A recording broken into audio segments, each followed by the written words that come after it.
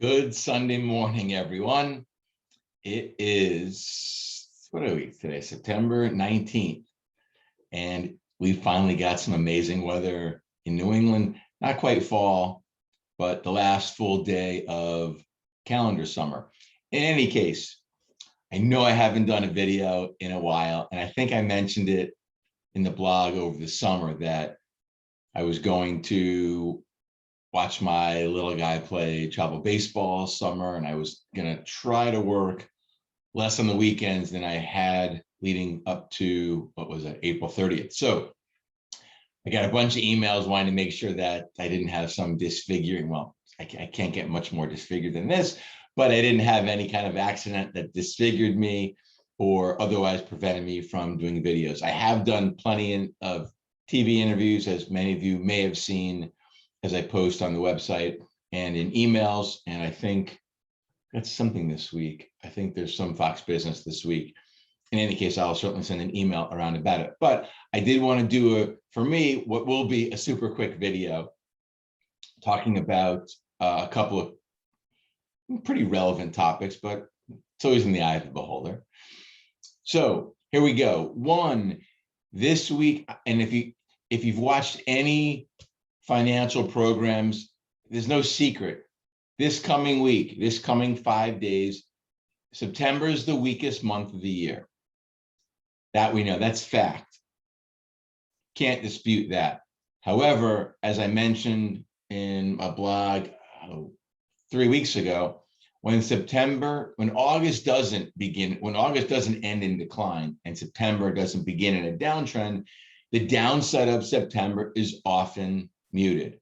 So I didn't agree with everyone that September is always the bad month. It's not.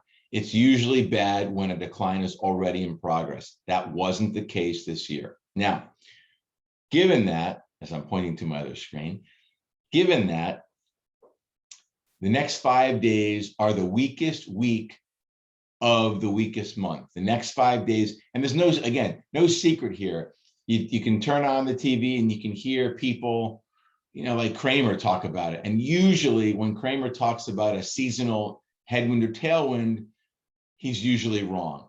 And the last time he did it was, and I mentioned a bunch, in June, I forgot what, it was towards the end of June, and he said it's 26 out of 26 down, and then the market bottomed as he spoke and ripped higher for the next 5 days. So everyone knows the next 5 days are weak. That's fact. Why are they weak? There's a variety of, so we are coming up on the end of the mutual funds. We're coming to the end of the mutual funds fiscal year. I don't think that's super strong, but options expiration just happened 2 days ago.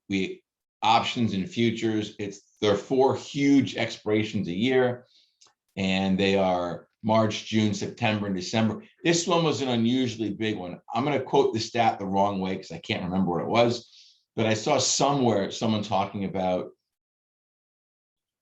$1 trillion.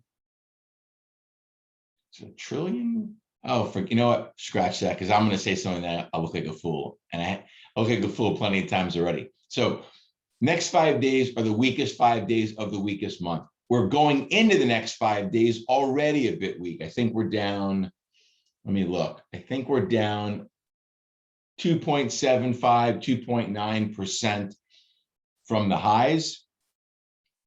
It certainly feels a whole lot worse than it's been. And I've mentioned that a lot. This month, I've rarely seen so much negativity from pundits with a market that's only a 2-day rally from all-time highs. So I find that interesting. People are all bared up without necessarily the data to support that. Any decline we get here, I think, is super viable for a run to new highs. Even if that run to new highs is the end of the bull market, which I would argue against right now, I think any decline we get, people are so negative right now, and there's just not a lot to support that. A lot of it is speculation on what may happen, but the data isn't negative and the indicators aren't negative yet. Now, at any time, markets, as you know, can go down 5%, 6%, 8%. more than 10%, there's usually some clues. And I don't think there's clues right here for a full-fledged correction, 10% or more. So we have the weakest week coming up. Could people have been front running it, selling ahead of it last week? Of course. Do I think that's happening? I don't know a lot of portfolio managers that look at the calendar and use it as a trigger. And I've always said, these seasonal tendencies I write about are good tailwinds and headwinds, tailwind and a headwind, but they're not a catalyst to make wholesale changes in your portfolio. So if you had 1%, 3%, 10% cash, whatever the number is, I make that up. A lot of folks may say, well, the calendar works against us for another week. Let's wait and deploy the cash into some more weakness. As I wrote about last week, I said, I think I said on Friday, I may have said on Wednesday, I'd like to see one more, I said on Friday, I'd like to see one more decline in the stock market that exceeds the lows from last week, and then the bulls can kind of gather themselves. So as I'm looking at it, the opportunity for that to happen, so today is Sunday, probably comes on the 20th, my eyes are getting bad as I get older, the 21st, which would be Tuesday. Could it happen on Monday? Anything can happen. But I think the odds favor the first opportunity for the reversal to come on Tuesday, the 21st. We'll see. Now, I just read a piece by my friend Rob Hanna, who runs a super website called Quantifiable Edges, where he talked about the first 5 days. And what Rob found was, I didn't do my own research on it, but Rob's a friend and a trustworthy guy, so I'll quote him anyway.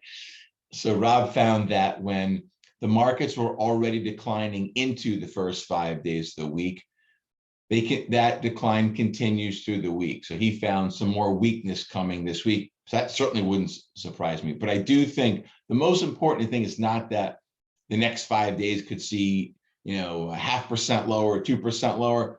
The most important thing is that, at least from my book, any decline we get is a viable decline. I don't think this is going to unravel into something major. So I truly believe any decline we get is going to lead to a run to new highs. So that's kind of my short-term view of the market.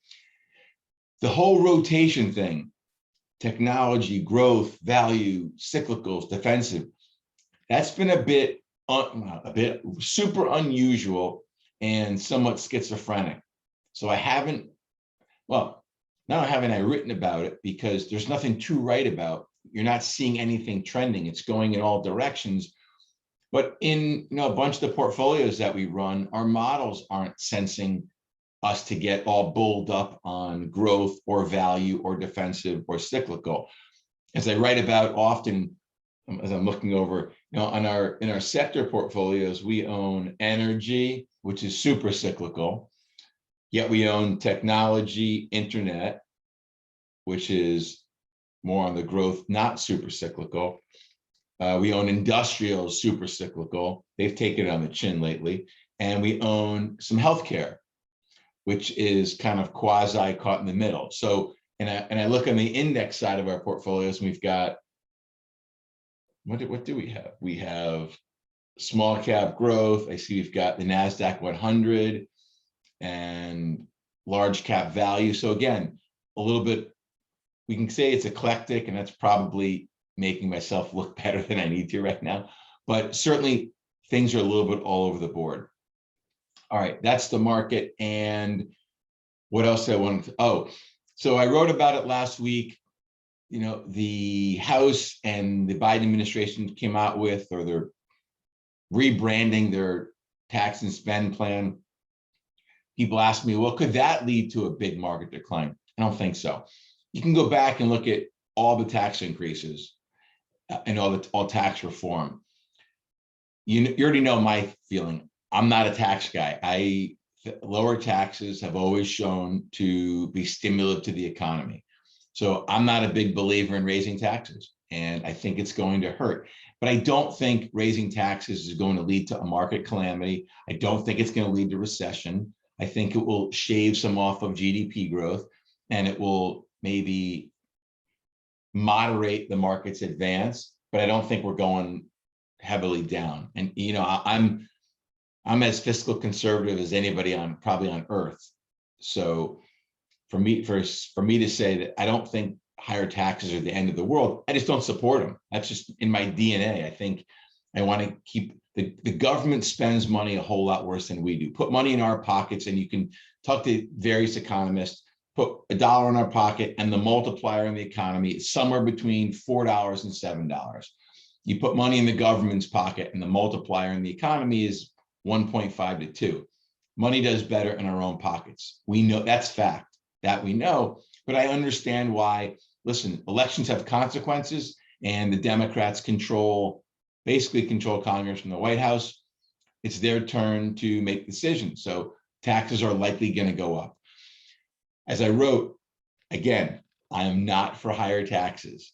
However, if you told me higher tax were happening with 100% certainty, I would tell you, raise taxes when the economy is humming and it can afford to shave off some GDP growth. Don't raise taxes coming out of a recession or right before a recession. So what do I think? You're in that state, and the economy is doing super well. We have dislocations because of the higher than usual COVID unemployment, et cetera. That ended this month. So do I think the economy could withstand higher taxes? I do. Do I support the plans that are coming out now? I don't. That's okay. We can agree, disagree. You can agree with me. That's fine. I would not raise capital gains. I'm not worried about the 1,000 shares of Apple somebody may own with a cost basis of $10. I'm not. Liquid markets, you can buy and sell freely, and the consequences, you're going to pay capital gains taxes. We don't need capital gains taxes at 39.6%. That, to me, that's absurd.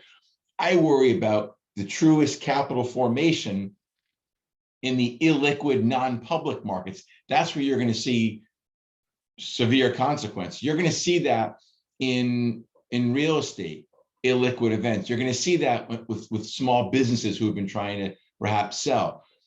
And there's no way to, and frankly, there's no way to segment capital gains to punish people who buy or sell Amazon versus buying or selling, a property down the road. That'd be absurd. And you're picking winners and losers, which governments do, both Republican and Democrat. Drives me absolutely crazy, but it happens.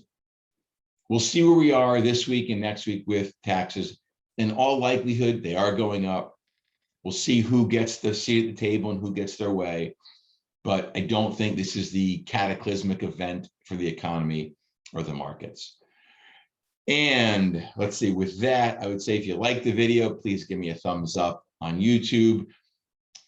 And let's see what else I'm missing for today. I had one more topic, but I didn't write it down. So I'm having that 55-year-old senior moment. Sorry, I promise you I'm going to start doing videos again more often. And with that, I say thank you so much for watching.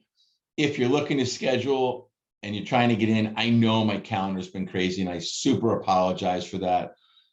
I'm going to work on that over the next month or two to get more availability. It's just been, as you know, I've said it on all my videos, since COVID began, really April of 2020 for my calendar, it's been insane. And through April of 2021, I basically had slots open 7 days a week, mornings into the evenings. And I decided on April 30th, I needed to recharge some batteries a little bit, focus on our clients more and get things done. That's what I've done.